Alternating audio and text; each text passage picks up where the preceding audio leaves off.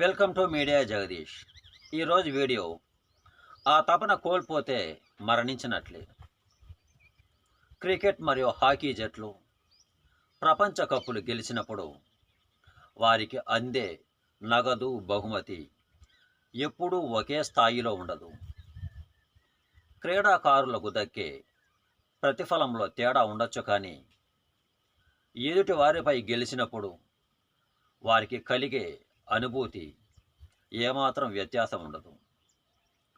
ప్రతి మానవుడిని పుట్టినప్పటి నుంచి నడిపిస్తున్నది ఆ మజానే. ఫలితాలు ప్రతిఫలాలతో సంబంధం లేకుండా అడ్డంకులను అధిగమిస్తూ ముందుకు సాగాలన్న తపనే మన మనుగడకు కారణం.